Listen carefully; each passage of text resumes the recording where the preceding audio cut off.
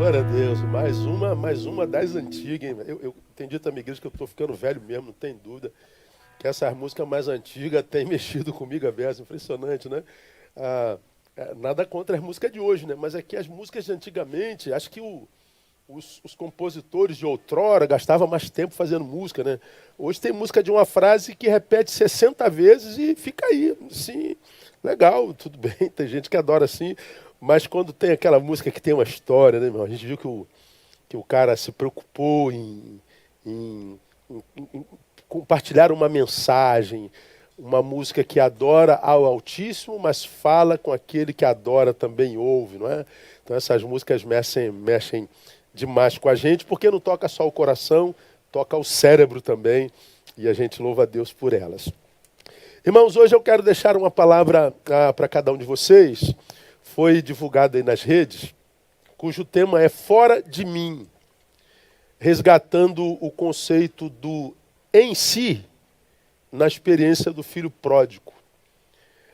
Você já ouviu, né? E, pô, fulano está fora de si. E quando é que o fulano está em si? O que é em si e fora de si? Mas eu queria começar a minha palavra dessa manhã compartilhando um vídeo com vocês que chegou a mim, que me abençoou demais. Assim, eu não sou de sentir saudade. Ah, eu não sou aquele camarada por natureza saudoso. Que saudade dê, que saudade dê, que saudade dá. Eu não costumo sentir saudade. Eu acho que eu passo pelo agora, vivendo tão intensamente. Você me ouve falar sobre isso o tempo todo. Para mim, felicidade é chegar no final do dia e olhar para trás e perceber que você desperdiçou muito tempo, muito pouco tempo daquele dia. É chegar ao final do dia, portanto, sem culpa, por ter desperdiçado tanto tempo com brigas inúteis, discussões tolas, ódio, rancor, mágoa. Eu não perco tempo com assuntos que discutidos nunca nos levarão a um denominador comum. Eu não brigo com gente que não me conhece, a não ser por Facebook e vídeos. Você pode falar o que você quiser, você não vai ter 30 segundos do meu tempo para discutir com você, porque você não me conhece, você me imagina. Eu não carrego rancor por ninguém, nem por nada.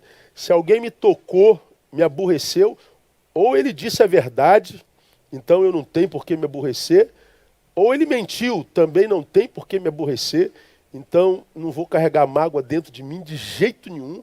Portanto, eu não levo ninguém para a cama nunca, eu durmo. E eu não estou vendendo imagem, quem me conhece anda do meu lado, minha esposa está me assistindo, minhas filhas estão me assistindo. Eu só tenho uma vida para viver, eu não acredito que eu vou ter outra vida para voltar. Eu sou cristão, aos homens está ordenado a morrer uma só vez, então eu não vou perder tempo com bobagem, mas nunca mesmo. Você nunca me viu discutindo com ninguém em rede, lugar nenhum, nem nunca vai ver. Não vou carregar você que não me conhece para minha cama jamais, que eu me amo, eu tenho um amor próprio. Então eu não vivo saudades porque eu não perdi tempo. Saudade da infância. Pô, minha infância, eu trago no meu corpo as marcas da minha infância. Eu sou cheio de marca de pereba, irmão, no meu pé, na minha perna. Sou cheio de cicatriz aqui, ó. Se tu ver aqui, ó, eu tenho a testa quebrada, eu tenho queixo costurado. Sou todo lascado. Sabe por quê? Vivi infância, caí de árvore, quebrei braço, quebrei pé, quebrei perna. Eu vivi. Que saudade da minha infância. Não, eu vivi. Vivi. Então, eu não sou daquele cara saudosista, eu sou do agora. E eu sou do amanhã, não é? Eu estou naquela fase já, os velhos terão sonhos. Pois é, eu sou alguém que está caminhando para a velhice sonhando. Então, eu não sou muito saudoso, porque eu não carrego culpa por não ter vivido os agoras possíveis, não carrego culpa por não ter vivido momentos que me foram dados como graça de Deus na vida. Então, não sou saudosista nem saudoso. Não sinto saudade de tempo algum, de coisa alguma. Eu não sinto saudade de nada, sei lá, é meio esquisito. mas eu louvo a Deus por ser assim. Mas essa semana me mandaram um vídeo que, não sei se despertou saudade, mas é um vídeo que me trouxe à memória um tempo agradável, não foi saudável. Então esse vídeo gerou gratidão. E para você que tem mais de 40, eu acho que também vai abençoá-lo. E vamos ver esse videozinho, são 2 minutinhos só, eu acho que vale a pena ver. Indiscutivelmente, os anos 60, 70 e 80 compõem as melhores décadas de toda a história da humanidade. Nem mesmo os vikings, César ou Alexandre o Grande, viveram em suas conquistas as emoções que os sessentões, cinquentões e quarentões de hoje viveram nessa época mágica em que os avós, pais, tios e irmãos mais velhos eram vistos e tratados como divindades a quem devíamos mútuo respeito. Havia uma mística ao pedir bênção aos pais, ou seja, aquela sensação de estar protegido, de ser amado, algo que nos parecia fundamental na vida, pois sem essa bênção o mundo parecia mais vazio. Algo parecia estar faltando. Por isso, antes de irmos para a escola, pedíamos a bênção, a mística de proteção pelo caminho, e ao chegarmos, para reforçar a certeza de sermos amados. Para dormir, a bênção servia como segurança contra os pesadelos, e ao acordar, para termos certeza de pertencermos à família. Não há registro de uma época tão criativa na arte, no esporte e na cultura. Tanto que as músicas de nossa geração atravessam anos sem se desgastarem e nem provocarem enjoos. Em época alguma se viu tanta emoção em partidas de futebol, vôlei, boxe e Fórmula 1. Os filmes estão entre os melhores já produzidos pelo homem.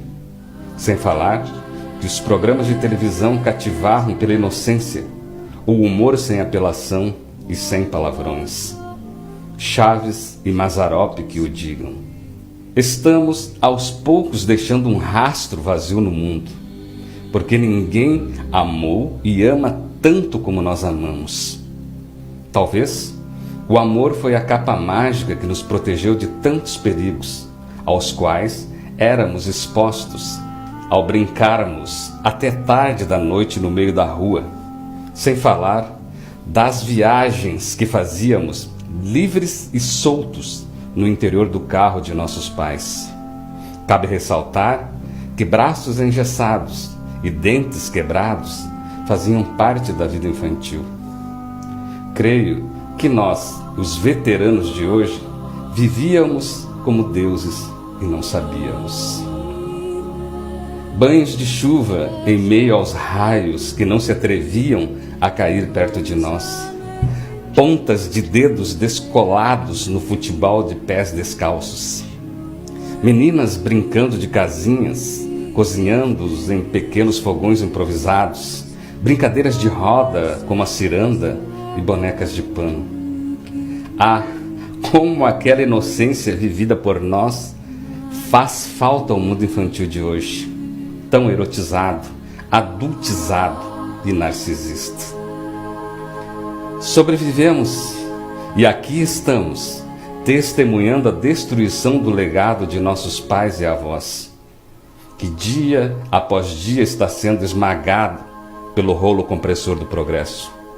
Estamos indo embora e um dia, daqui muitos anos, alguém vai deduzir que nas décadas de 1960, 1970 e 1980, o mundo foi habitado por gente que vivia como os deuses e não sabia.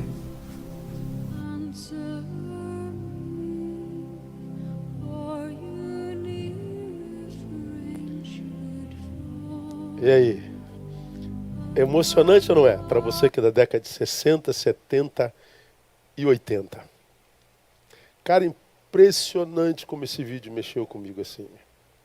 E eu concordo com o autor em grau, gênero e número. As melhores gerações que passaram pela Terra.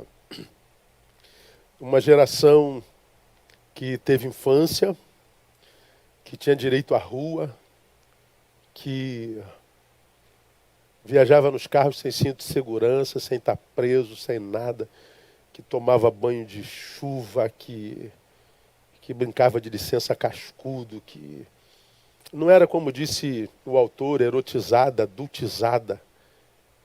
Era uma geração onde havia humanidade, menos maldade, menos performance, menos mentira, portanto, mais verdade.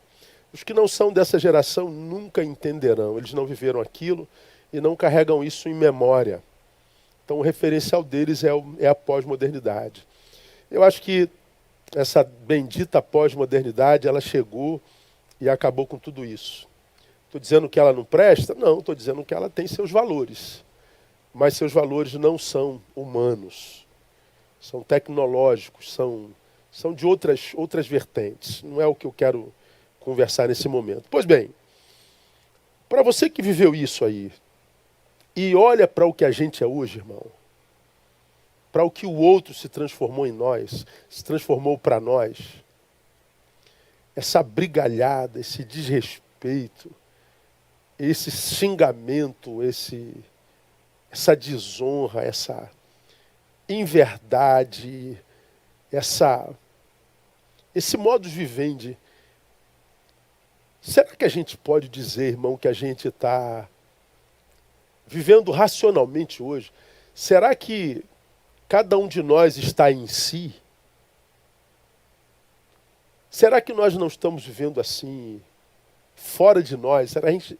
Será que a gente não está doente de fato, de verdade? Estamos todos em nós. Estamos todos dentro da mais plena racionalidade mesmo? Ou não estaríamos todos nós adoecidos, irmãos? Eu tô há 2 meses nas redes sociais. E para mim é absurdamente assustador o que eu percebo e que parece que ninguém mais no mundo percebe. Ah, pastor, você se acha o melhor de todos? Eu não, pelo amor de Deus, pô, eu sou um incompetente mor para lidar com isso aí. Eu reconheço a minha ignorância. Eu não falo mais, não é porque eu não saiba falar, é porque eu não tenho competência para falar. Eu não falo sobre assuntos que eu não domine bem. Então, me calo, irmão. Não vou semear para o meu futuro jamais. Eu não tenho competência para falar, eu não falo. Mas é impressionante como a gente vê produção ininterrupta, sem destino exato e sem conteúdo. É fala, é produção aleatória. O que a gente vê é tiro para todo lado. Todo mundo fere, todo mundo é ferido. O que acontece?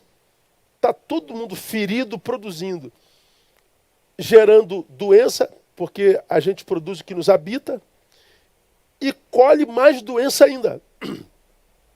Nós vivemos num tiroteio sem alvo, sem origem, e todos estamos traspassados por essas balas, por essas palavras, por essas produções. Não tem como viver nisso e estar 100% saudável na sua razão, na sua emoção. Cara, para mim é assustador ver gente que eu particularmente considero absolutamente irracional, inteligente, mas na rede começa a produzir e produzir e produzir. Eu falei, meu Deus, cara, como que o silêncio se tornou uma impossibilidade a partir do discurso de que você tem que se posicionar. Eu tenho que me posicionar. Mas o que é se posicionar? Se posicionar é onde? É aqui que se posiciona? É se posicionar, ou seja, falar, mas num lugar onde ninguém ouve, onde não há ouvidos. Se posicionar é isso. O silêncio não é uma posição. Deixar de semear no ódio não é uma posição. Não opinar sobre o que você não sabe não é posição. Não dar palpite antes de ouvir os dois lados não é posição. Pois é, na ânsia de se posicionar, o que a gente vê é tiro aleatório. São vítimas que não tem nada a ver com isso. O que a gente vê é a injustiça agraçando em grau máximo de todo tipo de números. Em números incontáveis. Nós somos uma geração racional mesmo hoje. Vamos conversar um pouquinho sobre isso, irmão, rapidinho? A partir da experiência do filho pródigo. Lembra que eu estou no projeto trazendo à memória o que me pode dar esperança. O projeto é meu.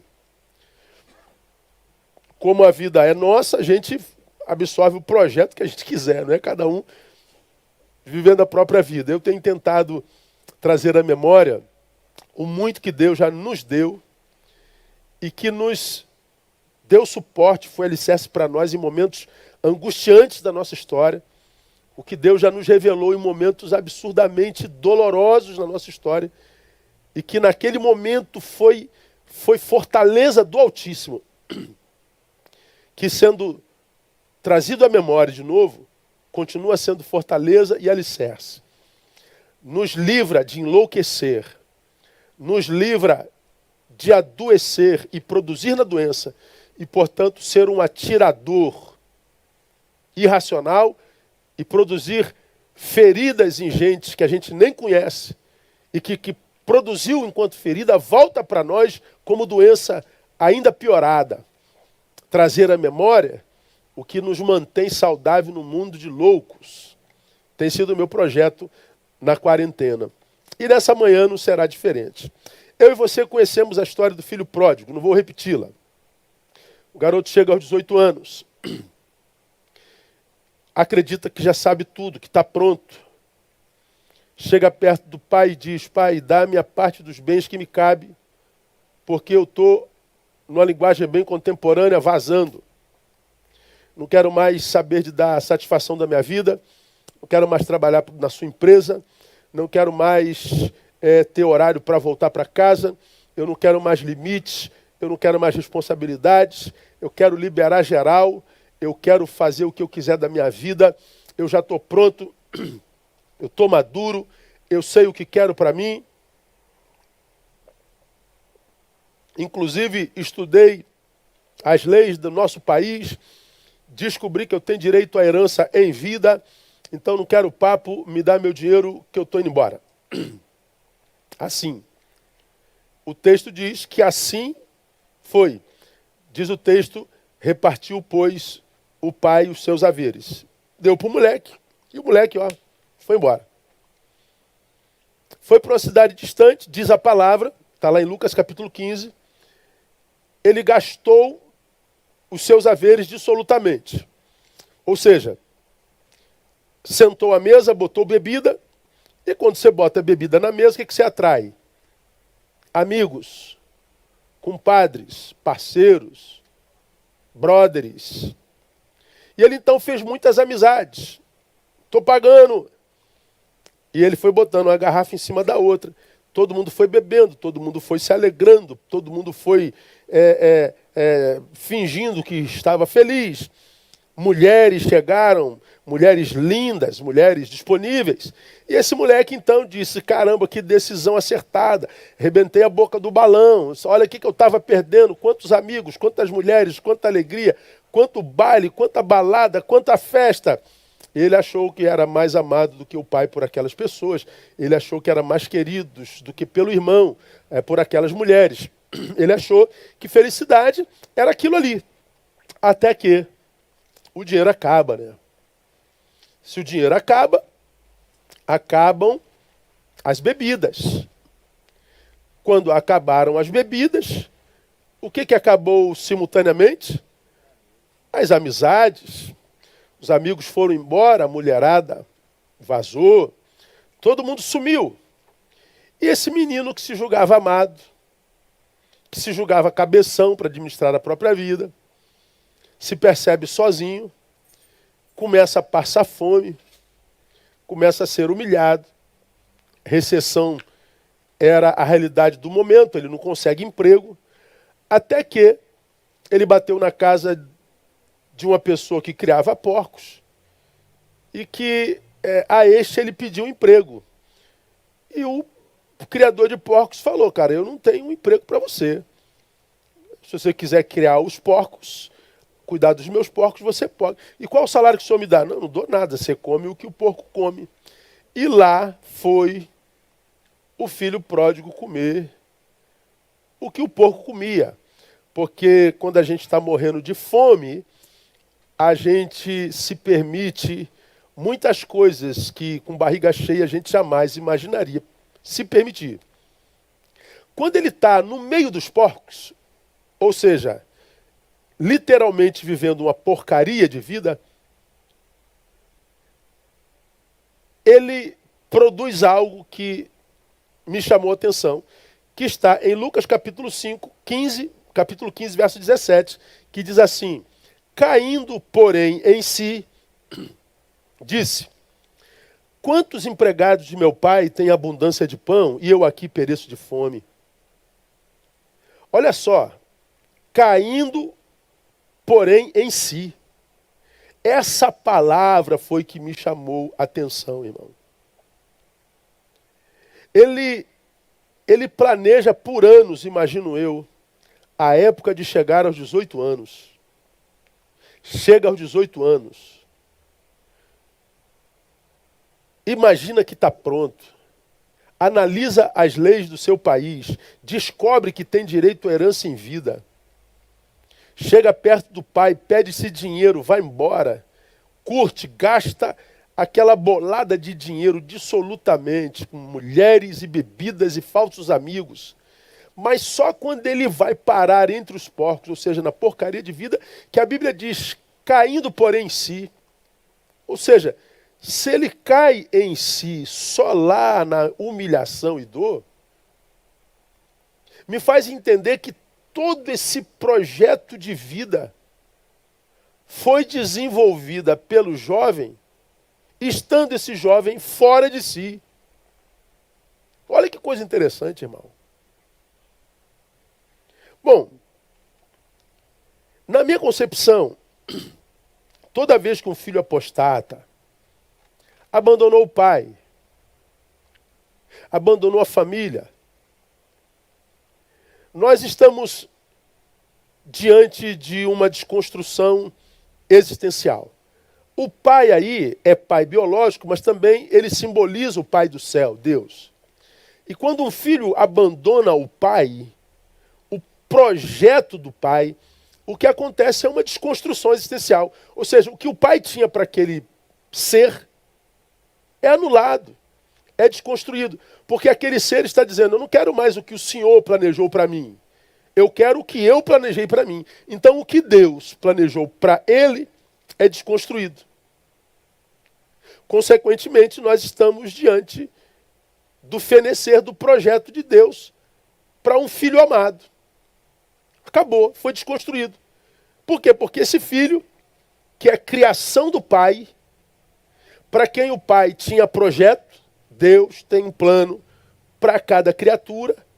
Esse é o projeto original, esse é o projeto verdadeiro, é a verdade de Deus para o sujeito. Esse sujeito, então, não quer a verdade de Deus, ele quer outra coisa. Quem abre mão da verdade, optou pelo quê? Diga, pela mentira. Esse jovem fez opção pela mentira. Qual é o problema da mentira, irmão? O problema da mentira é o que a mentira gera em nós. O que a mentira gera em nós? Ela impossibilita o estabelecimento da vontade de Deus em nós.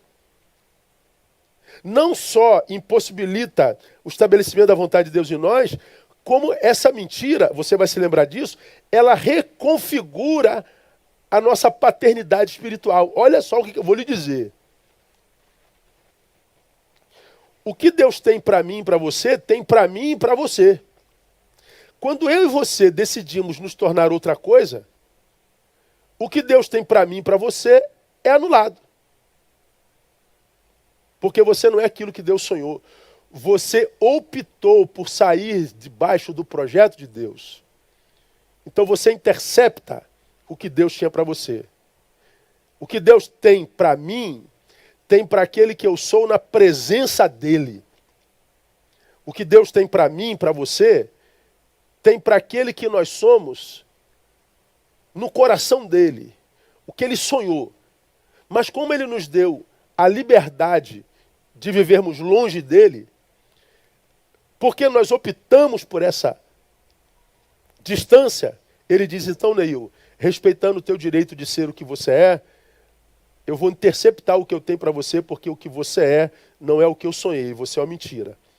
A mentira intercepta o estabelecimento da vontade de Deus em nós, e mais, reconfigura a nossa paternidade espiritual. Porque a Bíblia diz que o pai da mentira, quem é? É o diabo. Então é como se, filho, eu abrisse mão da vontade de Deus, interceptei o seu projeto e me tornei uma mentira. Reconfigurei a minha paternidade espiritual. É como que se eu sou filho de Deus. Filho não se deixa de ser. Mas é como que se eu fosse um filho de Deus adotado pelo diabo. Dá para entender isso? É pesado e forte. Eu sei. Mas é o que o texto diz. Essa desconexão entre o que se é filho. Nós somos filho.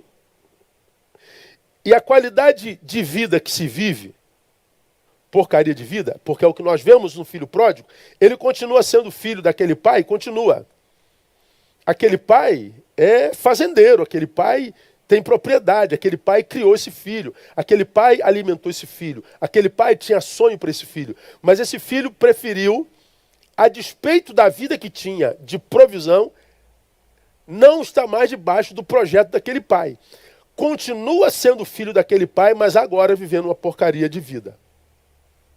Então, essa desconexão entre o que se é filho e a porcaria de vida tem sido um mistério pouco compreendido por muitos filhos pródigos modernos. Se Deus é bom, como é que eu posso estar vivendo essa porcaria de vida, pastor Neil? Se Deus é bom, por que a gente está vivendo essa qualidade de vida? Não é isso que gera ateu? Se Deus é bom, como é que pode ter tanta maldade na terra? Se Deus é bom, como é que pode ter tanta injustiça na terra? Se Deus é bom, como é que pode? Se Deus é bom, como é que pode? Pois é.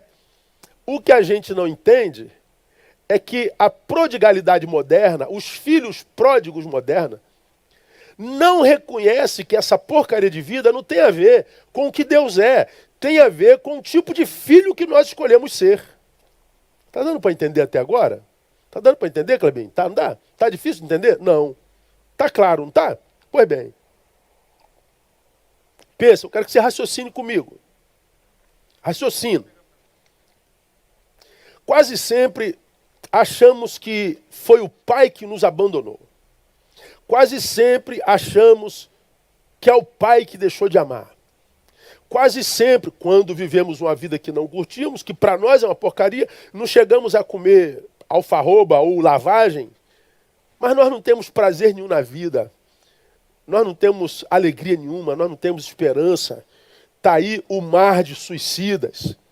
Está aí o mar de ansiedade, de deprimidos, de gente que desistiu e que diz, foi Deus. Não, amado. O Pai continua amando. As portas da casa do Pai continuam abertas. Nós é que fomos pródigos. E diferente desse moleque aqui, ó, não fizemos da dor escola.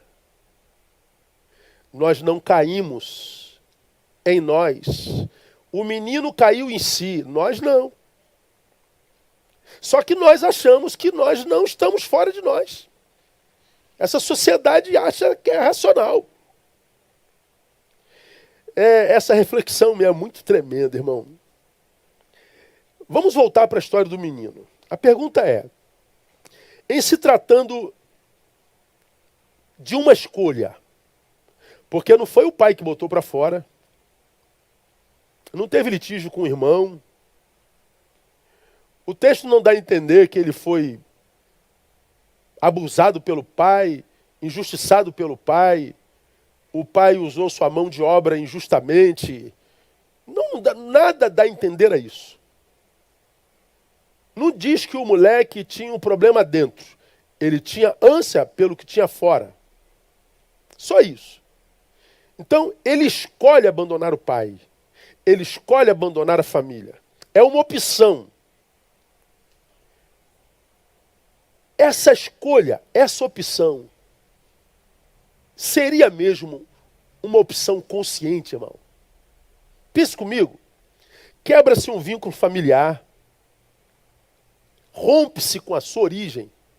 É o abandono de sua origem, é o abandono dos valores éticos nos quais esse menino foi formado, é o abandono dos valores morais nos quais esse menino foi formado, é o desperdício do fruto de trabalho alheio, porque aonde esse filho foi criado era do pai, a casa era do pai, o pão que ele comia era do pai, a roupa que ele vestia era do pai, a educação que ele tem veio do pai, o conforto, o teto, o acolhimento era do pai, e ele pede o que é do pai, parte do que é do pai, para gastar com estranho, para gastar com mulher, para gastar com noite, para gastar com gente que ele não conhece. Ou seja, é desperdício do fruto do trabalho alheio. Ele constrói alianças fraudulentas, alianças interesseiras, que abandonaram no momento mais angustiante da sua vida, e tudo isso culmina na porcaria de vida. A pergunta é, seria essa uma escolha consciente, irmão? Eu não acredito, sinceramente. O texto deixa claro que aquele menino estava fora de si. Ele não estava em si. Aqui nada, pastor, ninguém é inocente, não. Sim, eu acredito que cada um de nós está onde merece. Você me ouve falar isso o tempo todo e tem gente que odeia. Cada um de nós está onde merece. Alguns, onde estão, se transformam em caçadores de culpados. Você já me ouviu falar sobre isso. Ah, eu estou aqui por causa do pastor, estou aqui por causa do pai, estou aqui por causa da mãe, estou aqui por causa de Deus, estou aqui por causa do diabo. Caçadores de culpados. Quem não reconhece seus erros, se transforma em caçador de culpado. Você já me ouviu falar sobre isso. Mas há outros que estão no mesmo lugar que este, que não caça culpado. Transforma a dor em escolha e diz, meu Deus, o que eu fiz com a minha vida, irmão?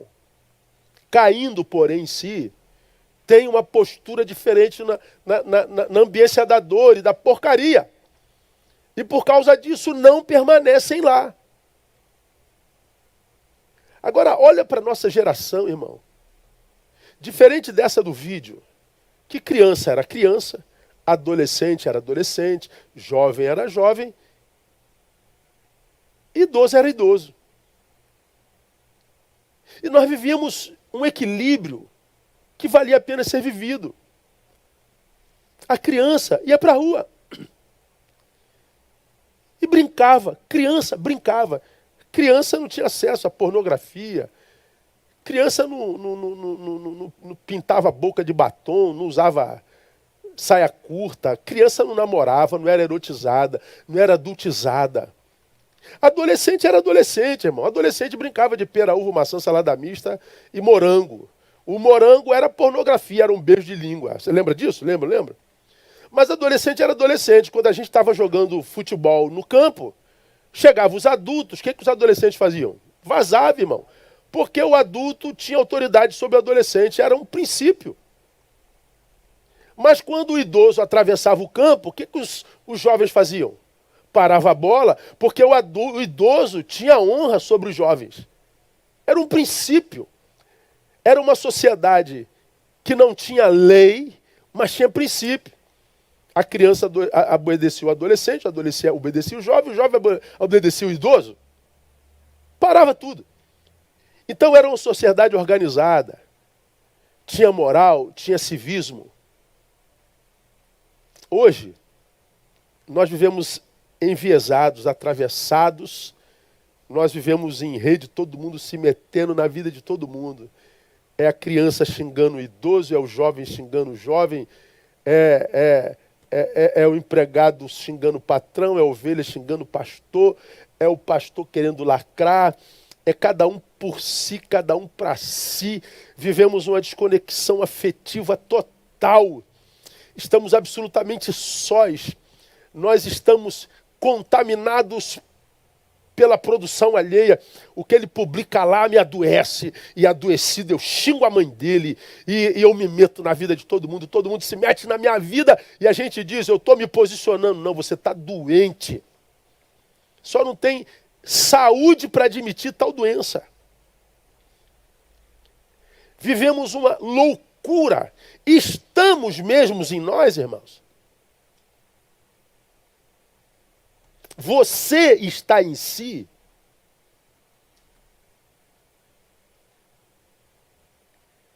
Manhã de alta análise, viu, irmão? O que eu aprendo com esse moleque aqui, irmão? Que quebrou vínculo familiar, que abandonou origens familiares, abandonou valores éticos, desperdiçou fruto do trabalho alheio, fez aliança fraudulenta, acabou com a própria vida. O que eu aprendo com esse moleque aqui? Primeiro, olha só. Eu aprendo que eu posso estar fora de mim, mesmo dentro da minha mais plena razão. Eu posso estar fora de mim, mesmo dentro da minha mais plena razão. Porque quando a gente fala assim, ó, fulano está fora de si, o que a gente imagina? Que ele está vivendo um momento irracional, que ele está quebrando tudo, que ele está violentando todo mundo, que ele está chutando balde, ele está fora de si. Pois é, sabe o que esse texto me ensina? Que eu posso estar fora de mim, mesmo estando dentro da minha mais plena razão. Porque quando o garoto pede ao pai parte da sua herança, irmão, quando esse menino chega perto do pai e diz assim, pai, eu quero a parte dos teus bens que me cabe, ele não chega da noite para o dia, não. Ele dormiu hoje, vou embora amanhã. Ele dormiu hoje, eu quero a parte dos teus bens. Da onde ele tirou que ele tinha direito à parte da herança? Da onde veio essa paixão pelo mundo, pela vida descompromissada, pela vida desconectada da razão, do ético, do moral, do útil? Da onde veio essa ânsia pelo fútil? Da noite para o dia? Não. Esse moleque foi alimentando isso dentro dele. Ele foi planejando o seu futuro. Ele foi de forma racional, planejando tudo. Ele sabia que se o pai discordasse dele, ele já tinha na ponta da língua certamente uma palavra racional para dizer para o pai, não adianta tentar me convencer a ficar, porque eu não vou. Eu estou certo disso, eu sei o que eu estou fazendo. Pois é, esse moleque toma essa atitude dentro da mais plena razão. Pois é, mesmo tendo tomado a atitude dentro da mais plena razão, o texto diz lá na frente que foi na porcaria de vida que ele caiu em si. Ou seja, eu posso estar dentro da mais plena razão e ainda assim estar fora de mim. Eu posso estar fora de mim mesmo dentro da minha mais plena razão. Quando eu penso isso aqui, irmão, eu me lembro de um dramaturgo austríaco chamado Karl Kraus. Karl Kraus. Karl Kraus produziu numa das suas falas uma fala muitíssimo interessante. Ele disse assim: refreia as tuas paixões. Refreia as tuas paixões. Mas toma cuidado para não dar rédeas curtas, ou melhor, rédeas soltas às tuas razões. Vou repetir. Refreia as tuas paixões. Como quem diz, a paixão desenfreada faz mal, mata. A paixão, ser passional, é perigoso, gera catástrofes, refreia as tuas paixões. Mas Krauss diz assim: todavia, toma cuidado para não dar rédeas soltas às tuas razões. Ele está falando, quando você mergulha numa razão fria, numa razão crua, numa razão mórbida, você também incorre em riscos graves. E eu mostro alguns para vocês, porque é em nome da razão pura, da razão sem paixão, da razão sem misericórdia, por exemplo, que as atrocidades são cometidas na história humana, na nossa história. É na nossa racionalidade fria, desumanizada, destituída de misericórdia, de inflexão, de emoção, que a gente comete as atrocidades na história dos homens e na nossa. Vou dar alguns exemplos para vocês. Hitler, 6 milhões de judeus assassinados na ideia mórbida de criar uma raça pura. Hitler planejou uma sociedade branca, uma sociedade superior, racional. Ele reúne os seus cientistas, os mais excelentes. Ele reúne os seus generais, os mais capacitados, os mais racionais, os destituídos de espiritualidade, de emocionalidade. O que ele constrói, irmão? Ele constrói o pior período da história da humanidade, em busca da sua racionalidade mórbida. Stalin, Joseph Stalin, que na sua ditadura soviética, em 2 anos, 1932 e 1933, com a ânsia de reorganizar a Ucrânia, produz uma fome, genocídio sem precedentes na história, mata quase 5 milhões de pessoas de fome. E o mais grave, além dessas, 3 milhões de pessoas nos territórios da União Soviética. O camarada está vendo que ele está matando 6, 7, 8 milhões de pessoas de fome, mas ele faz racionalmente, ele está vendo o que ele está fazendo. Ele quer reorganizar a Ucrânia, ele quer reorganizar a União Soviética. Mao Tse-tung, fundador da República Popular da China, dessa que está aí em voga hoje. Mao Tse-tung, com a sua política de expurgo, na Revolução de 1949, extermina entre 50 e 70 milhões de pessoas. 70 milhões de pessoas. A China ateísta, animista, na sua racionalidade, extermina 70 milhões. Pol Pot, 1975, 1979, extermina 2 milhões de pessoas no genocídio cambojano. 2 milhões de pessoas. Ou seja, ele extermina, nesse período, 75, 79, 25% da população. Racional. Racionalidade pura. A gente pode falar dos racionais islâmicos, que há bem pouco tempo degolavam cristãos. Queremos criar um califado muçulmano. Racional. Ele sabia o que ele estava fazendo quando ele cortava o coração, o pescoço de um pai. Irmão, a razão pura é o nome dado a esse amor patológico que nos une a ideologias que se tornam mais importantes que seres humanos. E que, se preciso for eliminá-los, nós eliminamos. Eu sei o que eu estou fazendo, pastor, é a razão. Mas esse texto me diz que eu posso estar dentro da minha mais plena razão e ainda assim estar fora de mim. Eu vou dar outros exemplos. É esse amor, essa razão pura.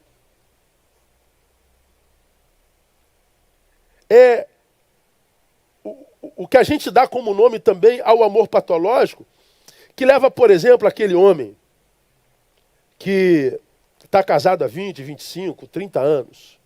construiu uma família linda, filhos lindos, foi abençoado pelo pai com o mais precioso dom e bem que a gente tem na vida, é família. Daqui a pouco ele se apaixona por uma na rua, e essa paixão gera algo nele tão grande, que ele acredita que tem que abandonar a esposa, o filho, a história, com quem ele tem uma história linda de 30, 20, 40 anos. E ele diz, eu estou indo atrás da minha felicidade, como que se esses anos todos ele fosse infeliz mesmo. E não há quem o demova disso. Vamos conversar, vamos trocar uma ideia. Não, eu sei o que eu estou fazendo. Eu estou dentro da minha mais plena razão. Estou aqui, ó. Eu não sou maluco, não. Um mês depois se arrepende. Perdão. Quer voltar, às vezes é tarde demais. É a razão. Razão.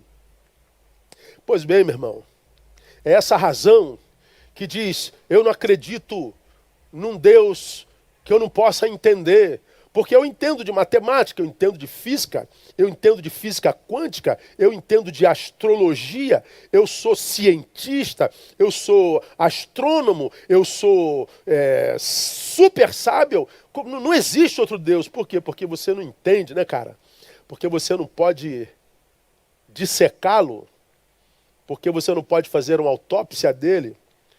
E aí você diz, na minha mais plena razão, eu não posso admitir uma vida para além dessa. Pois é. Esse texto mostra uma pessoa tomando decisões absolutamente racionais. E o texto diz que ele estava absolutamente fora de si. Eu posso estar fora de mim dentro da minha mais plena razão. Cara, isso aqui é assustador. E nós vivemos num tempo, você me tem ouvido falar, onde todo mundo tem razão, né? Eu tenho razão de apedrejar a direita, eu tenho razão de apedrejar a esquerda. Eu tenho razão de, como esquerda e direita, apedrejar quem não se posta nem pela direita nem pela esquerda. O que a gente vive é apedrejamento geral. O que a gente vê é uma geração completamente cheia de razão. Como eu publiquei há bem pouco tempo atrás, a equipe que trabalha comigo nas minhas redes publicou, eu disse lá, houve um tempo em que, quando havia um litígio, a gente procurava o culpado, né? Ah, o culpado é você. Sim, o culpado sou eu, me perdoe. Acabou o litígio. Era fácil. Hoje, a gente não procura mais o culpado, porque o culpado não é mais o problema é o que tem razão. Ele tem razão e eu tenho razão, só que nossas razões são diferentes, e ninguém reconhece que está sem razão, e por causa da razão, a gente está em litígio. Antigamente a gente buscava o culpado era o problema, hoje o culpado é quem tem razão. Ninguém abre mão da razão. Ninguém abre mão da razão. É o tempo mais racional que eu já vi na minha vida. Nunca vi tanta gente com razão. Nunca vi tão poucos culpados. O que está matando a gente é a razão. O que está matando você é a razão. Essa vida linda que você tem nas redes, que não coaduna com a vida horrível que você vive na realidade, o problema é a razão. É a razão. O problema é que a gente não acredita que, cheio de razão, a gente possa estar fora da gente. Eu posso estar fora de mim mesmo dentro da mais plena razão. Mas vamos mais adiante. Eu aprendo uma segunda coisa aqui, ó. Eu aprendo que eu posso estar fora de mim, mesmo que minhas emoções estejam plenamente equilibradas. Olha aí. Eu posso estar fora de mim com a minha razão no devido lugar, mas eu posso estar fora de mim mesmo que as minhas emoções estejam equilibradinhas. Volto a pensar sobre a pessoa que está fora de si. Quando uma pessoa está fora de si, a gente diz, caramba, ele está fora de si, porque as emoções deles estão descontroladas, ele está quebrando tudo, ele está chutando tudo, ele está matando gente, ele está emocionalmente desequilibrado. Não, esse texto me ensina que eu posso estar fora de mim com as minhas emoções ali, ó, equilibradinhas.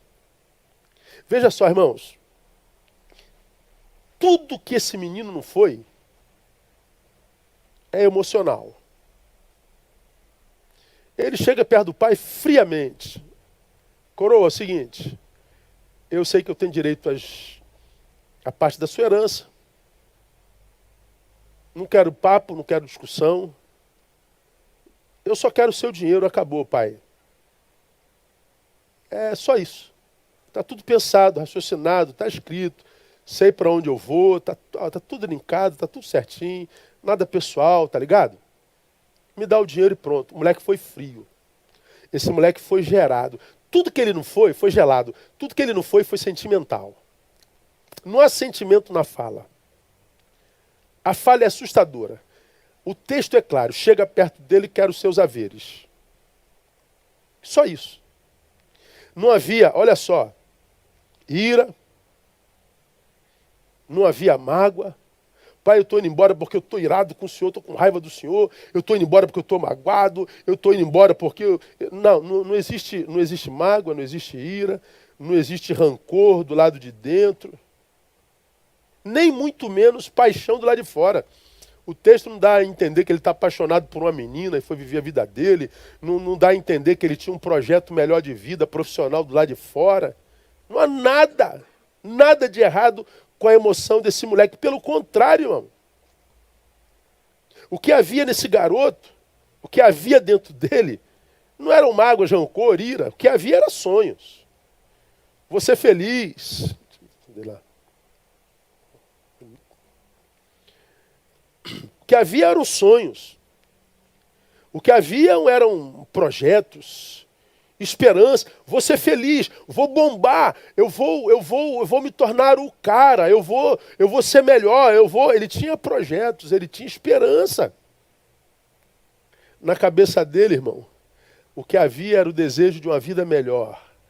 O que havia na cabeça desse menino era desejo de liberdade, era desejo de autonomia. Aí eu pergunto a vocês, existe alguma coisa de errado aqui nesse menino?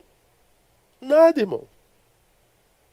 Quisera eu que todo menino saísse de casa assim, com projeto, com esperança, com sonho, desejo de liberdade, de autonomia. Esse moleque, irmão, ele está com tudo certinho no lugar. Tudo que havia nesse garoto era legítimo. Tudo que havia nesse garoto era pertinente, de valor inquestionável. Mas ainda assim, o texto diz que ele estava fora de si. Irmão, eu acho a Bíblia a coisa mais linda do universo, sabe? O realismo da Bíblia. Como a Bíblia nos traz para o tempo atual, como se ela fosse escrita ontem à noite. Como ela nos prepara para a existência independente da geração na qual a gente está existindo. Esse texto está dizendo, não, esse moleque não está tomado por sentimentos contrários, seus sentimentos não estão fora do lugar, ele não está agindo passionalmente. Não, esse moleque está racionalizado, esse moleque está com as emoções no lugar. Mas o texto está dizendo, caindo porém em si, eu estava fora de mim. Ou seja, eu posso estar fora de mim. Mesmo que as minhas emoções estejam no seu devido lugar. Eu olho para esse garoto, eu vejo essa geração, irmão. Quando eu vi aquele vídeo do início, você que está pegando o sermão aqui no meio do caminho, quando terminar o culto, veja o vídeo. Eu me emocionei assim, deveras, até me estranhei, sabe? E eu fiquei me perguntando, por que você emocionou tanto, Neil? Porque é uma época em que a vida valia a pena de verdade. E a sensação que eu tenho é que essa geração desconstruiu tudo aquilo. Destruiu tudo aquilo. Então o que eu senti não foi saudade, foi uma certa revolta. Não sei se a palavra é revolta, estou aqui abrindo meu coração. Mas eu, como vivi aquilo e vejo o que se vive hoje, é como que se quem vive hoje, fora de si, destruiu aquilo. E se nós estamos fora de nós e não admitimos isso, como será nosso futuro, meu irmão? Será o teu futuro? Bom, nós não temos a manhã toda, é preciso terminar. Posso estar fora de mim, dentro da minha mais plena razão, posso estar fora de mim, com as minhas emoções absolutamente equilibradas. Por último, que eu aprendo? Fora de mim ou em mim, portanto, não tem a ver com razão e emoção. Fora de mim ou em mim tem a ver com senso de valores. Nem razão, nem emoção. Tem a ver com senso de valores. O jovem estava fora de si por quê? Porque ele trocou a amizade do pai pela amizade do mundo. Ele trocou o amor da família pelo amor de gente que ele conheceu há horas. Há filhos trocando o amor do pai e da mãe. Quem os criou com amor, com afeto, com dificuldade, por amizade de esquina. Com quem se fuma um baseado, com quem se fuma um cigarro, com quem se toma uma bebida.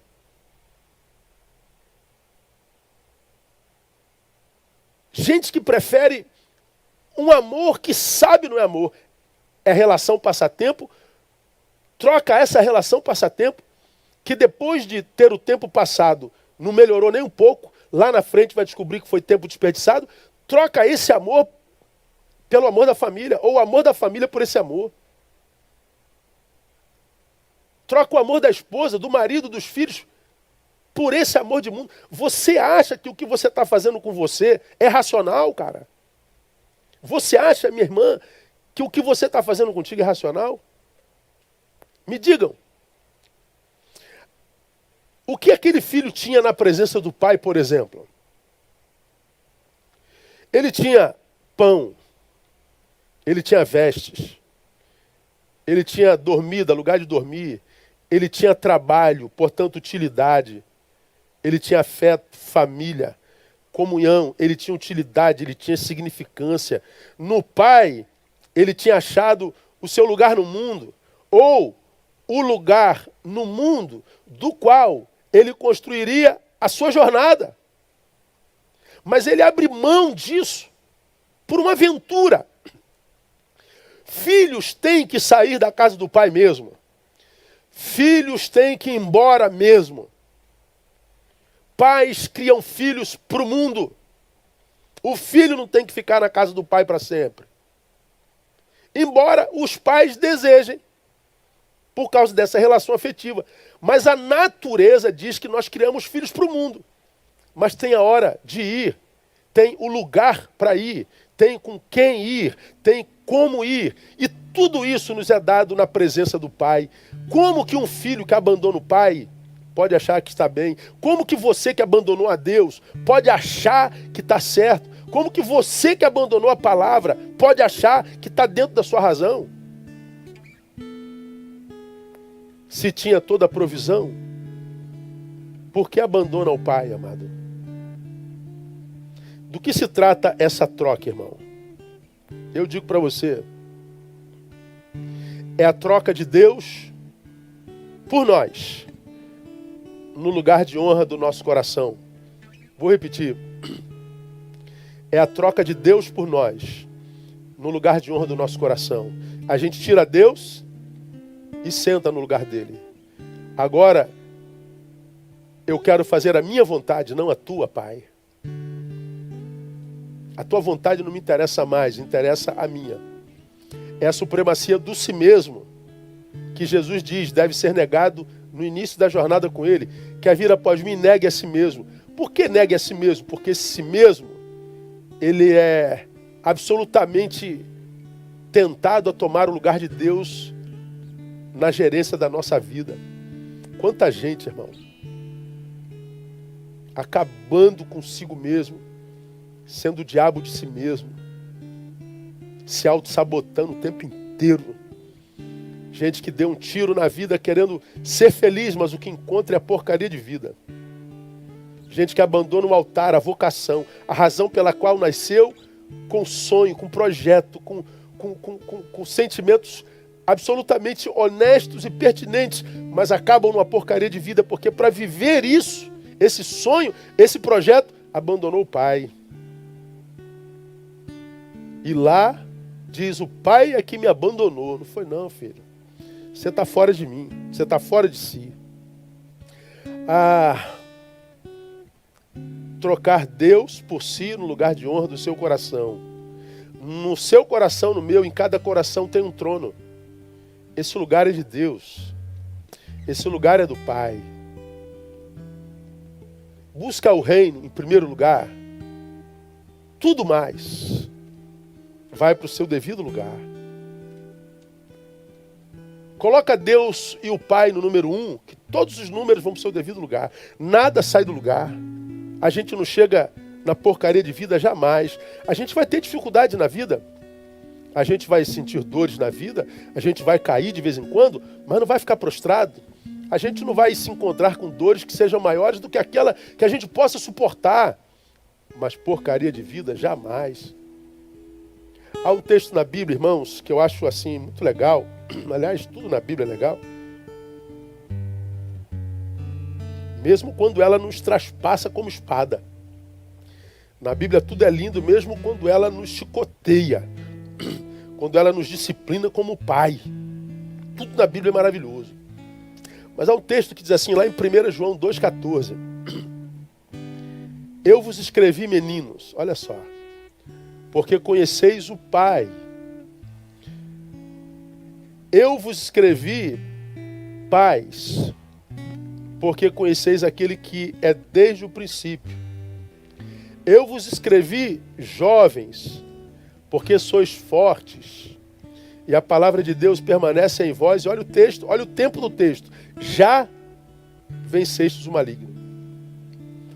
Eu vos escrevi, meninos, ele fala, mancebos, adolescentes.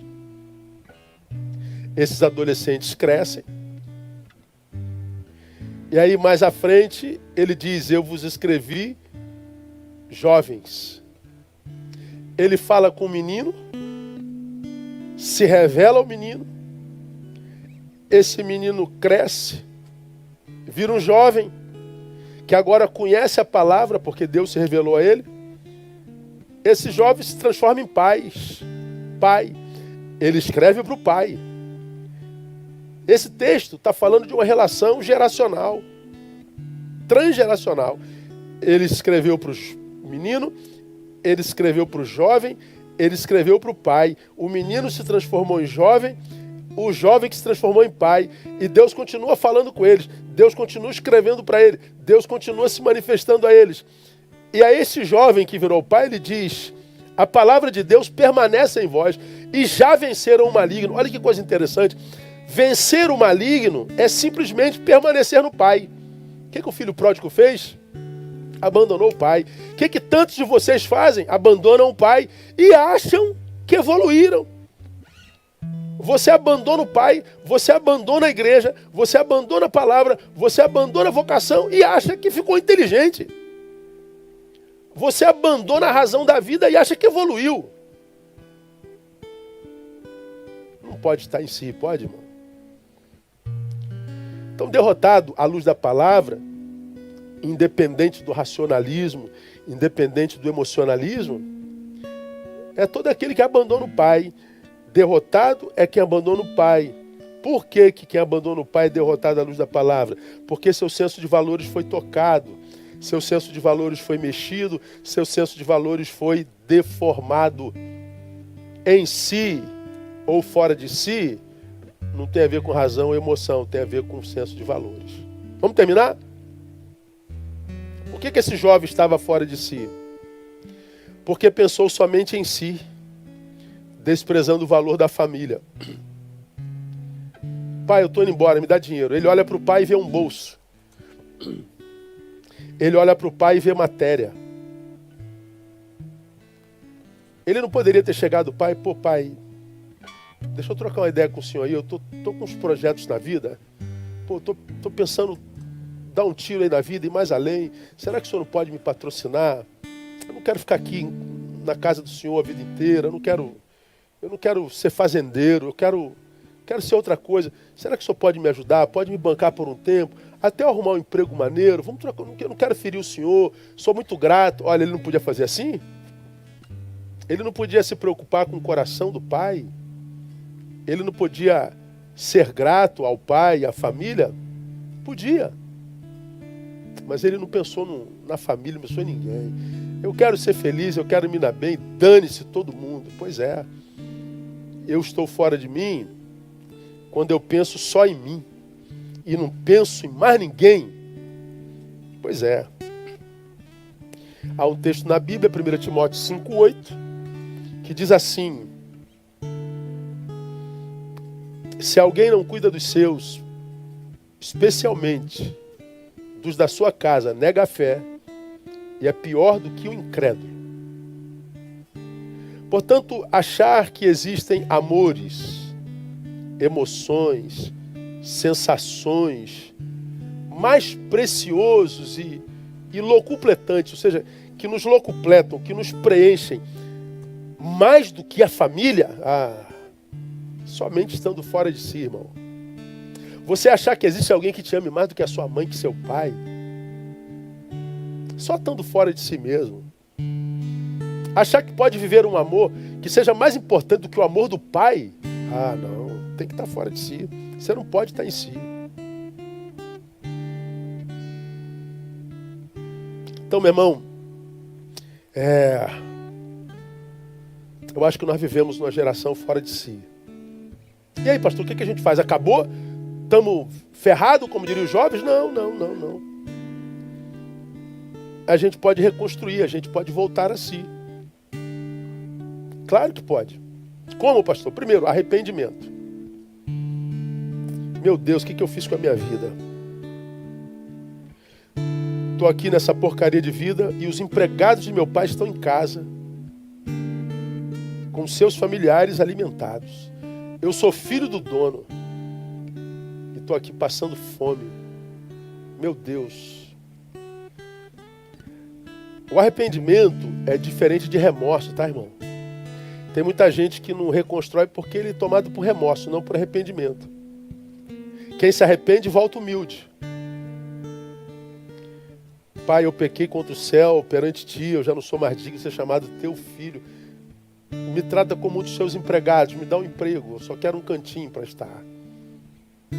Voltar arrependido é voltar humilde. Tem gente que volta cheio de si.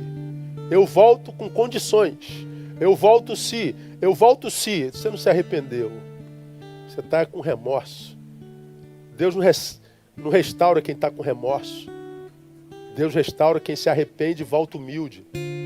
Então há esperança para você, volta humilde. Arrependa-se. E mais, não basta arrependimento, tem que ter atitude. Não é se arrepender e ficar aí nessa porcaria de vida. Não é se arrepender e continuar aí dentro do quarto. Não é se arrepender e continuar aí dentro de casa. É se arrepender e voltar para a casa do Pai. É voltar humilde para a casa do Pai. Arrependimento sem atitude nada mais é do que reconhecer esse status quo da miséria como status definitivo. Eu me arrependi, mas não agi, então eu aqueci ao status quo. Eu assumo a minha desgraça e aqui morro. Pois é, isso é covardia.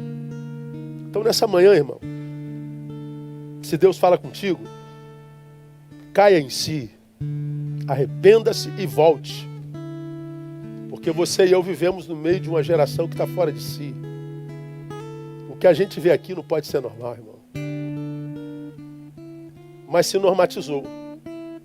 Por quê? Porque aqueles que produzem estão fora de si. E você? Como é que está a tua cabeça? Como é que está a tua emoção? Que Deus nos abençoe e que nos produza reflexão nessa manhã no nome de Jesus. Amém? Vamos orar? Nessa oração, antes da gente terminar, eu quero lembrar a vocês de alguns nomes que estão enfermos entre nós. Nós ainda temos a Luana, o Diego, Felipe Simões, a irmã Selma Barbosa internou nessa semana e a Denise Mercedes. São os enfermos da nossa comunidade espiritual, da nossa família espiritual. Lembrando de orar pelos enlutados. pela família do irmão Dante, que perdeu a irmã Silvia, pela família da irmã Rose, que perdeu o irmão Mário, pela família da Viviane, a quem Deus tomou, do Robson. Orar por essas vidas a quem Deus tem tomado. Orar pela vida da Sabrina, esposa do pastor Alisson, a quem Deus levou. Vamos orar, irmãos, vamos orar. Pedindo a Deus graça para quem está enfermo pelo Covid, para quem está enlutado por ele. E vamos orar à luz da palavra que nós ouvimos hoje, por toda essa geração, que eu acredito piamente que está fora de si. Que Deus nos traga a consciência de novo, por sua graça e por sua palavra. Vamos orar e teremos encerrado o culto dessa manhã. Muito obrigado a você pela sua participação, que essa palavra tenha alcançado você. Logo mais às 18 horas nós estamos juntos de novo. Uma palavra tremenda de novo, irmãos. Como é que Deus tem abençoado a gente generosamente pela palavra. Não perca, logo mais às 18 horas estou aqui, te aguardo e vamos louvar ao Senhor. Vamos orar e vamos embora para casa. Não deixe de fazer a sua contribuição generosa, solidária. Materialize o seu amor ao Deus que tem te abençoado de forma sobrenatural. Vamos orar. Muito obrigado a Deus por essa palavra. Muito obrigado a Deus por esse momento de culto. Muito obrigado a Deus por esse tempo de edificação. Muito obrigado por esse tempo de chamada. Deus, nós queremos nos arrepender. Fazemos parte de uma geração que está fora de si. Claramente fora de si. E se tantos que nos ouvem nessa manhã, milhares de pessoas, ó Deus, se entre esses milhares de pessoas existem aqueles que foram tocados, reconhecendo que estão fora de si, produza pela palavra e pelo Espírito o arrependimento necessário e mova-os em atitude de reconciliação contigo, e reconciliação com os seus, e reconciliação com a vida. Que essa manhã seja uma manhã de reconciliação e que por causa dessa, uma manhã de cura, uma manhã de renovo, uma manhã, ó Deus, de restauração.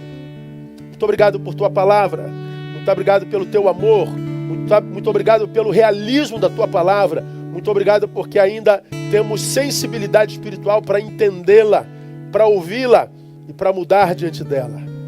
Recebe a nossa gratidão. Colocamos a vida dos enlutados da nossa família espiritual nas tuas mãos. Consola, ó Deus. Renova a fé e a esperança. Colocamos os enfermos nas tuas mãos.